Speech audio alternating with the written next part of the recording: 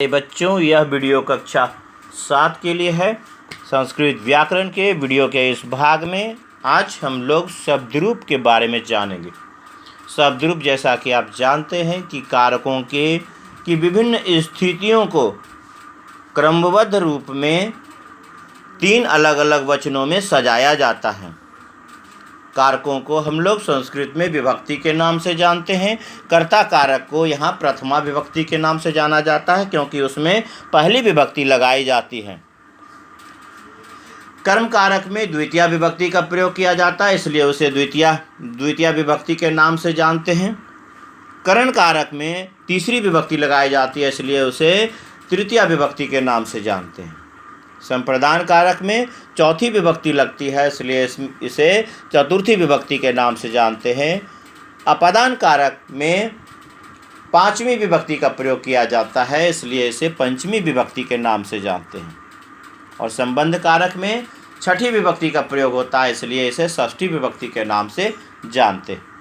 और अधिकरण कारक में सातवीं विभक्ति का प्रयोग होता है, इसलिए इसे सप्तमी विभक्ति के नाम से जानते हैं।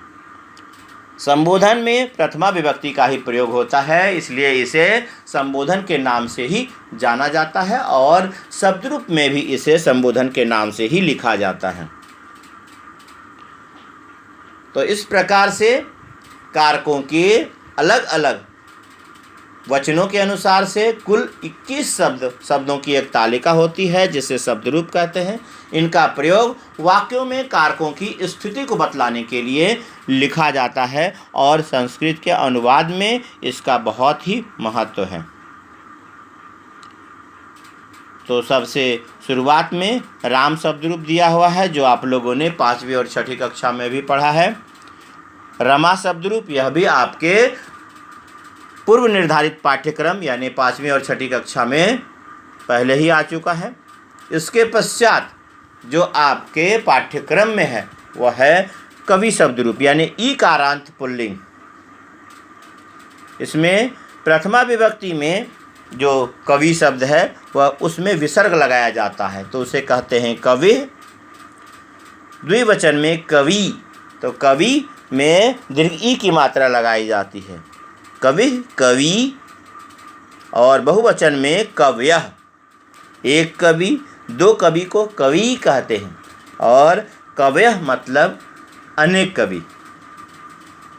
द्वितीय विभक्ति में कविम, जिसका मतलब होता है कवि को, कवि दो कवियों को और कवीन अनेक कवियों को।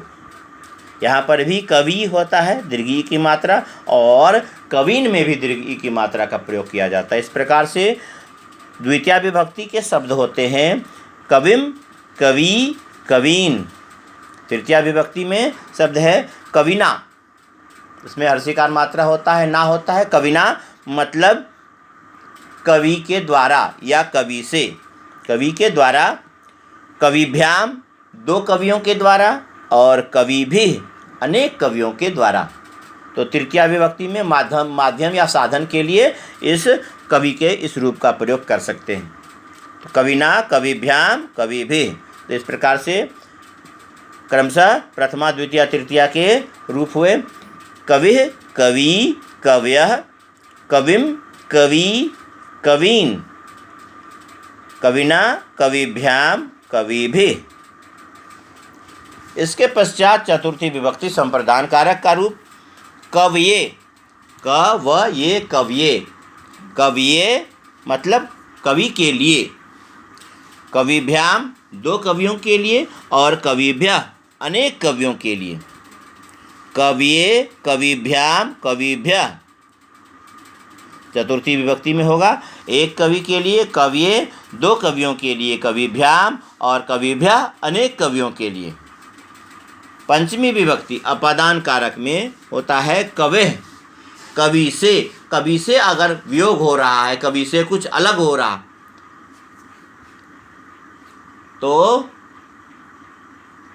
उसमें कहते हैं कवेः। और उसी कवेः का प्रयोग षष्ठी विभक्ति में भी किया जाता है। यहाँ पर ध्यान देंगे, याद रखने योग्य चीज़ें हैं। तो पंचमी और षष्ठी में एक वचन में दोनों शब्द समान होते हैं। पंचमी विभक्ति का एक वचन शब्द है कवेह, उसके पश्चात जो दोनों शब्द होते हैं वह चतुर्थी विभक्ति के समान है। तो कविभ्याम और कविभ्यः, लेकिन अर्थ में अंतर होता है। कवेह मतलब एक कवि से अलग होना, कवेह एक कवि से अलग होना, और कविभ्याम दो कवियों से अलग होना, और कविभ्यः अनेक कवियों से अलग होने के अर्थ में इसका प्रयोग होता है। कवेह मतलब कवि का, कव्यो दो कवियों का, और कवि नाम मतलब अनेक कवियों का। तो संबंध को बतलाता है यह शब्द, इसलिए कवौ मतलब कवि में या कवि पर, कव्यो दो कवियों में या दो कवियों पर, कविसु अनेक कवियों में या अनेक कवियों पर। संबोधन में होगा हे कवे, हे कवि, हे कव्यः। तो इसमें प्रथमा विभक्ति का प्रयोग होता है, परंतु एक वचन में संबोधन में प्रथमा विभक्ति का नियम लागू नहीं होता है, उसमें अलग शब्द होता है। उस अनुसार से यहाँ पर है। तो चतुर्थी से संबोधन तक के शब्द इस प्रकार से हुए कविये, कविभ्याम, कविभ्यः, कवेः, कविभ्याम, कविभ्यः, कवेः, कव्यो, कवीनाम, कवौ, कव्यो, कविषु, हे कवे, हे कवि, हे कव्यः। और अगर पूर्ण रूप से इसे बोलेंगे तो इस अनुसार से ध्यान रखेंगे कि कर्ता ने कर्म को करण से, संप्रदान को अथवा के लिए, अपादान से, संबंध का के अनुसार से इसमें कवि का होगा। फिर सप्तमी विभक्ति में अधिकरण में पर हिंदी में जब उसका प्रयोग होता है तो कवि में या कवि पर इसके साथ में होगा। और हे कवे, हे कवि, हे कविया यह संबोधित करने के लिए इसका प्रयोग करते हैं। कवि, कवि, कव्यः, कविम, कवि, कवीन, कविना, कविभ्याम, कविभिः, कविये, कविभ्याम, कविभ्यः, कवेः, कविभ्याम, कविभ्यः, कवेः, कव्यो, कवीनाम, कवौ, कव्यो, कविषु, हे कवे, हे कवि, हे कव्यः। इसी अनुसार से ईकारांत स्त्रीलिंग रूप है। हालांकि यह भी ईकारांत है, ईकारांत पुल्लिंग भी होता है, लेकिन शब्दों में थोड़ा थोड़ा अंतर होता है।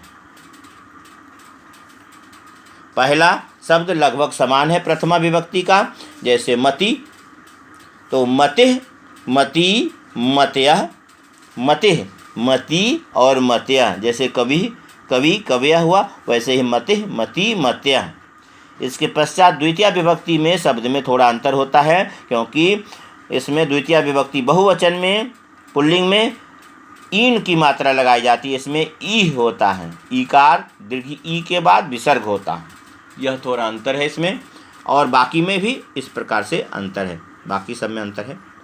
तो द्वितीय विभक्ति में होगा मतिम, मति, मति, एक मति, दो मति और अनेक मति के लिए प्रथमा विभक्ति में मतिः, मति, मत्यः और मति को, दो मतियों को, दो मति को और अनेक मति को। इस प्रकार से मतिम, मति, मति। तृतीय विभक्ति में मत्या, मत्या, मतिभ्याम, मतिभिः, मति के द्वारा यानी मति से, दो मतियों के द्वारा, दो और मतिभिः अनेक मति के द्वारा। चतुर्थी विभक्ति में दो प्रकार के शब्द हैं, मत्यय या मतये। जैसे कविये कहे तो कविये के अनुसार से चल सकते हैं, तो कविये के अनुसार से मत्यये, मतेः और मतेः, उसके पश्चात मतौ हो जाएगा। यह याद करना आसान होता है, क्योंकि कवि याद कर लेते हैं तो मति का यह रूप आसान होता है। अन्यथा इसमें आकारांत का जो रूप होता है उसके अनुसार से होता है, तो य की मात्रा लगाई जाती है। उसके अनुसार से अगर मानते हैं मत्या के रूप से सीधा में, तो मतः, मत्याः, मत्याः जैसे रमायाः, रमायाः होता है यहाँ पर है, उस अनुसार से रमायै है, उस अनुसार से मत्यय, मत्यय, मत्याः, मत्याः। और सप्तमी विभक्ति में याम की मात्रा लगती है, इसलिए मत्याम। तो इसमें से एक को लेकर चलेंगे, पश्चात वाले शब्द को लेकर चलेंगे, ज़्यादा इजी होता है इसलिए। मत्ये मतिभ्याम मतिभ्यः मतेः मतिभ्याम मतिभ्यः मतेः मत्योः मतीनाम। तो क्रमशः इसका अर्थ होगा मतिये मतलब मति के लिए, मतिभ्याम दो मति के लिए, और मतिभ्यः अनेक मति के लिए। मतेः मति से यानी मति से कुछ अलग होना, तो यहाँ पर मति शब्द है, मति से अलग होना। तो मतेः दो मतियों से अलग होने पर कहते हैं मतिभ्याम, और अनेक मति से अलग होने पर कहते हैं मतिभ्यः। फिर है षष्ठी विभक्ति में मतेः मति का, मत्योः दो मतियों का, और मतीनाम अनेक मतियों का। सप्तमी विभक्ति में मतौ मत्योः मतीसु, दीर्घ ईकार, इसमें भी ईकार इसमें भी ईकार होता है।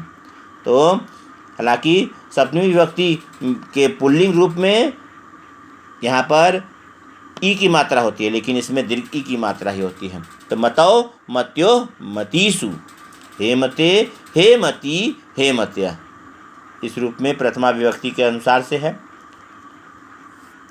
तो यह रूप इस प्रकार से हुआ मतिः मती मत्यः मतिम मती मतिः मत्या मतिभ्याम मतिभिः मत्ये मतिभ्याम मतिभ्यः मतेः मतिभ्याम मतिभ्यः मतेः मत्योः मतीनाम मतौ मत्योः मतीसु, हे मते हे मती हे मत्य। इसके पश्चात है नदी शब्द रूप, ईकारांत यानी दीर्घ ईकारांत को ईकारांत कहते हैं। ईकारांत स्त्रीलिंग रूप, नदी स्त्रीलिंग शब्द है, उस अनुसार से नदी का शब्द रूप भी स्त्रीलिंग रूप में माना जाता है।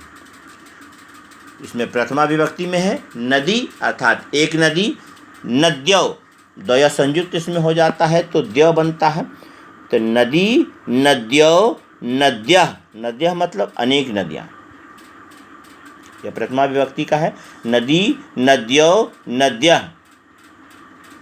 द्वितीय विभक्ति में नदीम नद्यौ नदीः, दीर्घिकार लगाकर विसर्ग, जैसे मतीह लिखे वैसे ही नदी, नदीम नदीम नद्यौ नदीः। पहला है नदी नद्यौ नद्यः, दूसरा है नदीम नद्यौ नदीः, यानी नदी को, नदीम नद्यौ दो नदियों को, और नदीः अनेक नदियों को। नद्या द्वय संयुक्त, नद्या नद्या नदी के द्वारा या नदी से, नदीभ्याम दो नदियों के द्वारा, नदीभिः नदीभिः तो अनेक नदियों के द्वारा, नद्या नदीभ्याम नदीभिः। चतुर्थी विभक्ति नद्यय, नदी के लिए, नद्यय नदीभ्याम दो नदियों के लिए, और नदीभ्यः अनेक नदियों के लिए। पंचमी विभक्ति में और षष्ठी विभक्ति में एक वचन समान होता है, नद्याः नद्या। तो पहला पंचमी विभक्ति के नद्याः का मतलब होगा नद्याः नदी से कुछ अलग होना, या जल निकाला जाना, या अन्य कुछ भी कहते हैं इससे अलग होना। तो नद्याः नदीभ्याम दो नदियों से और अनेक नदियों से कुछ अलग होता है, तो उस अर्थ में होगा नद्या नदीभ्याम नदीभ्यः। फिर षष्ठी विभक्ति में नद्याः नद्योः नदीनाम, नद्याः नदी का, नद्योः दो नदियों का, नदीनाम अनेक नदियों का। सप्तमी विभक्ति में नद्याम, जो है ही आम, नद्याम नद्योः नदीसु। तो नद्याम नदी में या नदी पर, नदी में, नद्योः दो नदियों में, और नदीसु अनेक नदियों में। हे नदी मतलब हर्षिकार यहाँ पर होता है, हे नदी, हे नद्यो, हे नद्यः। इस प्रकार से नदी का रूप होगा, बोलकर पढ़कर इसे याद करेंगे। तो नदी नद्यो नद्यः, नदीम नद्यो नदीः, नदीम नद्यो नदी, नद्या नदीभ्यां नदीभिः, नद्ये नदीभ्यां नदीभ्यः, नद्याः नदीभ्यां नदीभ्यः, नद्याः नद्योः नदीनां, नद्यां नद्योः नदीषु, हे नदी हे नद्यों हे नद्या। इसके बाद ऋकारांत पुल्लिंग, मातृ और पितृ, यह दो शब्द रूप भी आपके पाठ्यक्रम का भाग है, और जिसमें कवि, मति, नदी, पितृ, मातृ, यह सभी पाठ्यक्रम में आता है। तो इस प्रकार से पहला पितृ है। पितृ का जो एक वचन का रूप होता है वह होता है पिता। ऋकारांत ही शब्द है जिसमें आ की मात्रा लगाई जाती है ऋकारांत में। तो प्रथमा विभक्ति पिता पितरौ पितरः, पिता पितरौ पितरः, मतलब एक पिता, दो पिता पितरौ और अनेक पिता पितरः। द्वितीया विभक्ति पितरम पितरौ पितृर्न, यहाँ पर री की मात्रा पुनः लगाई जाती है जिसे ऋर कहते हैं, पितृर्न, पितृर्न। तो पितरम पिता को, पितरो दो पिता को और पितृर्न यानी अनेक पिता को। पित्रा मतलब पिता से, पितृभ्याम दो पिता से और पितृभिः अनेक पिता से यानी पिता के द्वारा। पित्रा पितृभ्याम पितृभिः। पित्रे पिता के लिए, पित्रे पितृभ्याम दो पिता के लिए, पितृभ्यः अनेक पिता के लिए। पित्रे पितृभ्याम पितृभ्यः। फिर पंचमी विभक्ति में पितुः और षष्ठी विभक्ति में भी पितुः। पितुः पिता से, पितृभ्याम दो पिता से और पितृभ्यः अनेक पिता से। पितुः पितृभ्याम पितृभ्यः। षष्ठी विभक्ति पितुः पित्रोः पितृर्नाम, यहाँ पर ऋर होगा पितृर्नाम, क्योंकि जैसे पितृर्न था द्वितीया विभक्ति बहुवचन, वैसे ही यहाँ पर भी ऋ की मात्रा पुनः लगाई जाती है। और यही ऋर शब्द जो है हिंदी से संस्कृत को अलग करता है, ऋर का रूप। तो पितुः पित्रोः पितृर्नाम मतलब पिता का, पित्रोः दो पिता का और पितृर्नाम अनेक पिता का। पितरी हर्षिकार की मात्रा होगा, पितरी पित्रोः पितृषु, हे पितः हे पितरो हे पितरः। पितृ शब्द रूप पिता पितरौ पितरः, पितरम पितरौ पितृर्न पित्रा पितृभ्याम पितृभिः। पित्रे पितृभ्याम पितृभ्यः, पितुः पितृभ्याम पितृभ्यः, पितुः पित्रोः पितृर्नाम, पितरी पित्रोः पितृषु, हे पिता हे पितरौ हे पितरः। इस प्रकार से पितृ रूप हो गया। इसके पश्चात इसी अनुसार से इसमें कोई भिन्नता विशेष नहीं है, थोड़ा बहुत अंतर है, लेकिन वह अंतर भी इसमें नहीं के बराबर है। तो जैसा पिता शब्द रूप है वैसे ही माता शब्द रूप है। मातृ का रूप होता है माता पहला, प्रथमा एक वचन में, माता मातरौ मातरः, जैसे पिता पितरौ पितरः था वैसे ही माता मातरौ मातरः, मतलब एक माता, दो माता और अनेक माता। मातरम माता को, मातरौ दो माताओं को और मातृरः, इसमें अंतर है क्योंकि पितृर्न था, इसमें मातृरः है। मातरम मातरौ मातृरः, एक माता को, दो माताओं को और अनेक माताओं को। इसके बाद मात्रा, माता के द्वारा यानी माता से, मातृभ्याम दो माताओं से और मातृभिः अनेक माताओं से। मात्रे माता के लिए, मातृभ्याम दो माताओं के लिए, मातृभ्या अनेक माताओं के लिए। मातुः और मातुः षष्ठी विभक्ति और पंचमी समान है। मातुः माता से अलग होना, मातुः मातृभ्याम दो माताओं से अलग होना, और मातृभ्या अनेक माताओं से अलग होने में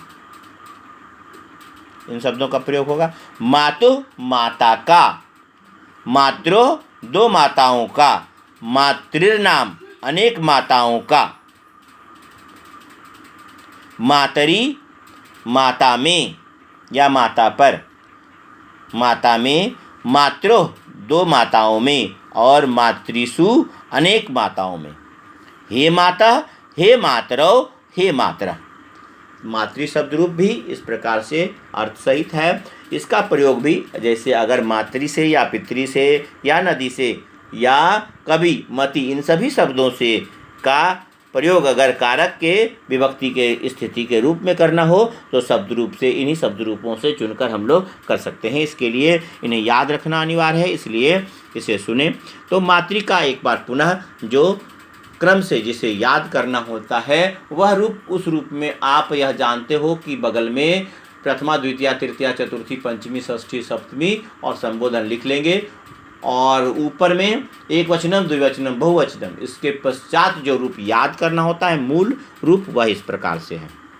माता मातरौ मातरः, मातरम मातरौ मातृरः, मात्रा मातृभ्याम मातृभिः, मात्रे मातृभ्याम मातृभ्यः, मातुः मातृभ्याम मातृभ्यः, मातुः मात्रोः मातृर्नाम, मातरी मात्रोः मातृसु, हे माता हे मातरौ हे मातरः। इस अनुसार से इसे बोलकर पढ़कर याद करेंगे।